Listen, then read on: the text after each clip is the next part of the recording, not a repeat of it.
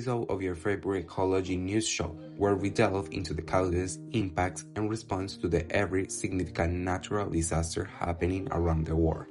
Always connect and update to bring you the best coverage of each event. I'm your host, Juanma, and I want to share with you and all our listeners this shocking and tragic history. First, let me give you a little bit of context. Los Angeles has long been synonymous with heavy sunstrokes and heat waves. However, in recent years, it has also become known for devastating wildfires that have reshaped its landscape and communities. Today, we will explore the factors contributing to these fires, their effects on the region, and what the future may hold. In January, Los Angeles faced some of its most destructive wildfires to date. Over a span of 26 days, from January 7th to February 1st, these fires tragically resulted in 28 fatalities and over 100 injuries.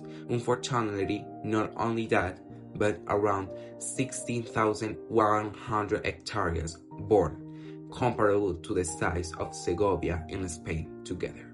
So, you can really imagine the seriousness of the matter and how many lives, habitats, and ecosystems were destroyed by these fires in just few days.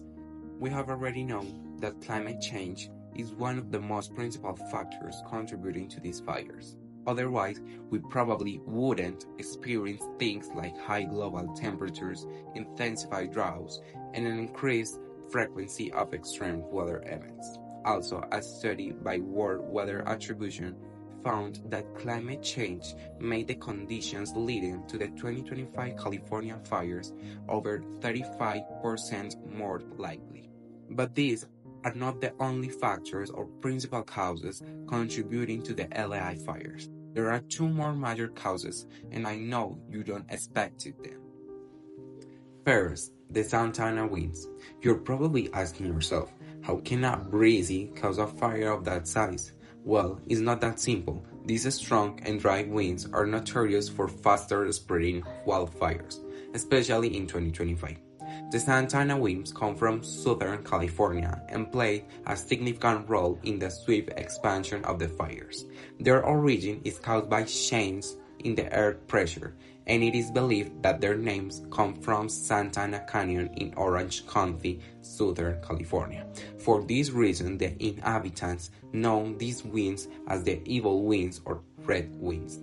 The last but equally relevant factor is vegetation growth and drought. Periods of heavy rainfall followed by extended droughts have led to dense vegetation growth, which subsequently dries out and becomes more flammable. This cycle has provided ample fuel for these wildfires. Now that we know the principal factors contributing to these fires, we can measure the scale of the consequence that this disaster brought with it. Nearly 16,000 buildings were destroyed, leading to losses estimated between $1,300 billion and $150 billion. These include the devastating loss of the homes of the notable celebrities, such as Paris Hilton, Anthony Hopkins, and Guillermo del Toro, among many others. Additionally, approximately 30,000 people were ordered to evacuate their homes to escape the advancing flames. Moreover, we cannot forget that the fires continue to cause significant air quality issues, such as respiratory risk that especially affect vulnerable populations. But after all this, how did environmental authorities and others in charge respond? On one hand, firefighters, including international support teams, worked tirelessly to contain the fires and protect lives and property. On the other hand, organizations and individuals provide displaced residents with food and financial assistance, while climate change policies continue to be discussed to mitigate future wildfire risk. From my point of view and my opinion from all of this is as the climate change continues to influence weather patterns, Los Angeles and similar regions must adapt to an increase in natural disasters, like wildfires. This includes implementing more resilient infrastructure, improving emergency plans, and addressing the deep root causes of climate change. Now, it's really interesting to know that how these wildfires serve as a harsh reminder of how much damage we have done to our planet, and know how to speak our planet to us through these types of these natural disasters. Even though it's not completely our fault, we all live on one planet.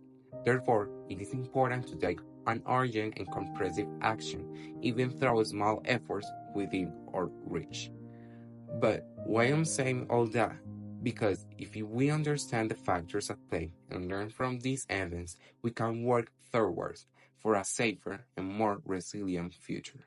So now you have more awareness and responsibility regarding this issue. Remember, what happens to our planet is also on our hands.